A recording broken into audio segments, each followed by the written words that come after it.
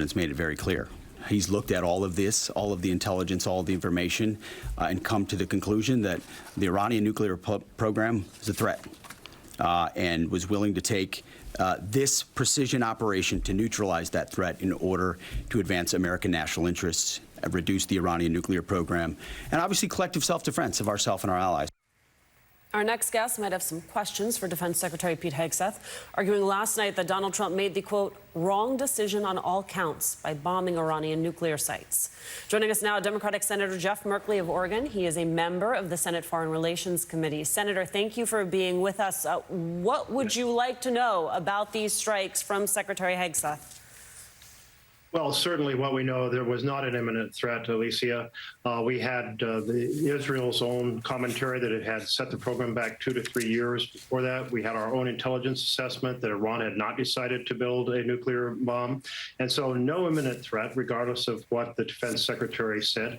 And there really is a question here of why a president who vowed not to be another Republican president taking us into a Middle East war proceeded to abandon diplomacy in this fashion and potentially create a cycle of escalation that could bring us into a terrible situation.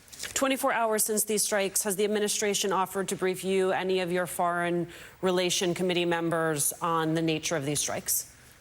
They are planning a briefing for Tuesday. And so, yes, that is planned. There was a briefing planned last week on the situation in Iran and what the dynamic with Israel that was canceled at the last minute. That's unfortunate. And the decision to only really alert Republican members, leaders of Congress, turning this into a partisan presentation, that's not healthy for America. And it's certainly not healthy to bypass the constitutional requirement for authorization for war. I am curious, given that now the conversation begins to move to what is next, to what the plan moving forward is next, how much appetite is there for that retrospective discussion about war powers, about the constitutionality of what the president has decided to do here, and how much is the emphasis really now on what they plan to do next? Well, there is an importance to this conversation with Congress, because that conversation, if Congress says, hey, we're going to pass a war powers resolution that says you cannot proceed with war unless there is an official authorization for the use of military force, the fancy words for declaring war, then that would have an impact on what goes forward and the potential for escalation.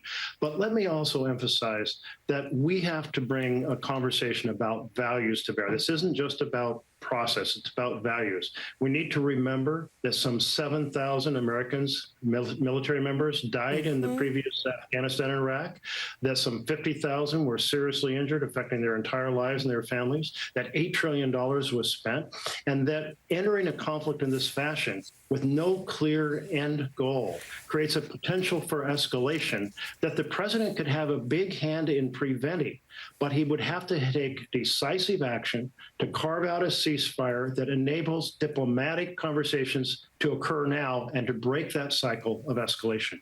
Your argument about constitutionality was echoed last night by Minority Leader Hakeem Jeffries, and there are those who will say, well, they expect this from a Democrat. Perhaps it is more surprising to them to hear the same argument coming from Republican members of the House. You have Representative Warren Davidson of Ohio saying on X, while President Trump's decision may prove just, it's hard to conceive a rationale that's constitutional.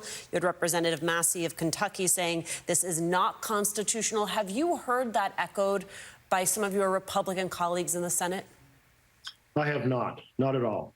And that's, it's very disappointing. We've had so many constitutional issues raised this year, issues over due process, issues over stealing the power of the purse from Congress. And the Republican leadership and the Republican members of the Senate have not engaged to defend the Constitution. We talked a little bit, or at least you did, Senator, about sort of the gravest risk here, which is the risk to the safety of our service members, particularly our service members in the region.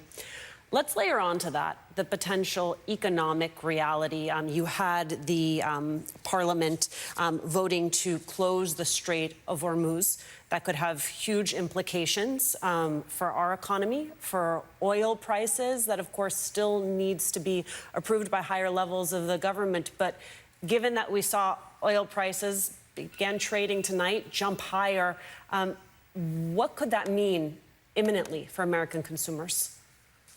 Well, it certainly means higher gas prices. But I want to emphasize first the risk to our 40,000 troops that are in the area and the attacks that may come on them either through militias or directly by Iran, because they have missiles that certainly can reach many of those sites, creates then the probability of the U.S. retaliating for an attack. And then suddenly we are drawn into this much broader war with no end in sight and no clarity about what would end it. So yes, the economy is likely to be impacted. Already, it looked like we were heading to what I refer to as the Trump slump, Trumpflation, higher prices, and an economic downturn. This certainly could accentuate that. So given that that is your core concern, what do you want to hear from this administration about their plans to keep our service members safe?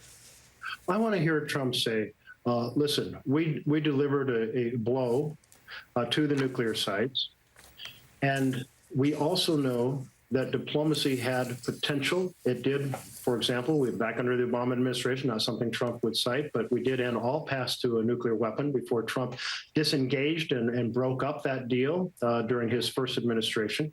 But I want him to say, listen, we are going to have Israel stop dropping bombs. We're going to stop dropping bombs. So there will be space to hold the diplomacy. Maybe it's a 2 or 3 week period. Maybe it's time limited. We're going to break this cycle of escalation, this cycle of violence, in order to negotiate an end to Iran's nuclear weapon program.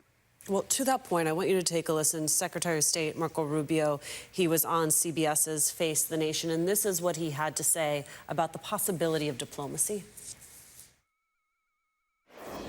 This was designed to degrade and/or destroy 3 nuclear sites related to their nuclear weaponization ambitions, and that was delivered on yesterday. What happens next will now depend on what Iran chooses to do next. If they choose the path of diplomacy, we're ready. We can do a deal that's good for them, the Iranian people, and good for the world. If they choose another route, then there'll be consequences for that. Senator, tell me how having the President of the United States go on a social media site and talk about regime collapse complicates that path to diplomacy that Secretary Rubio just laid out. Well, previously, President Trump had been very clear, administration had been clear that they were not pursuing regime change. And then Trump today goes on social media, as you point out, and says, well, this is something that merits some discussion, or that was the implication of his tweet. This shows how the end goal of engagement can easily morph. Are we looking for a complete severance between Iran and the militias it supported? Are we looking just at the nuclear program? Are we looking at regime change? And recognize that anyone who says they know where this will lead to is simply overconfident, because this could lead to a further right government. This could lead to a nuclear dash to a weapon when Iran had not previously been pursuing a nuclear weapon. So there's all kinds of things that can go wrong here. And rather than saying it depends on how Iran responds, let's have President Trump take the leadership and say, we delivered a blow. Now we are calling on Israel and ourselves. We will stop dropping bombs to hold the diplomatic. It's extremely difficult to hold any sort of diplomacy in the middle of bombs falling on Iran. Well, to that point, Senator, if this does, to use your word, morph, if this is not, in fact, one and done, what role then do you see Republicans in Congress, some of whom, a handful of whom, have already said they do not approve of what this president has done? Do you see them stepping up, trying to hold him accountable, trying to limit his ability to continue? We're going to have a debate this week on bringing a war powers resolution to the floor. It's a privileged resolution, so we will be able to have that debate. Senator Tim Kaine of Virginia has put this forward. I applaud him for doing so. And so we'll find out. But as of right now, we have heard nothing from our Republican colleagues. At least I have not seen anything from our Republican colleagues in the Senate expressing any of the concerns of the values we hold and the desire not to be drawn in to another Middle East battle with great loss of life, certainly damage to individuals, certainly damage to our Treasury, with an unclear objective, or even acting in the start on misinformation, arguing that there was an imminent threat when there was not. Senator Jeff Merkley of Oregon. Senator, thank you so much for being with us. You're welcome. Thank you, Alicia. Next.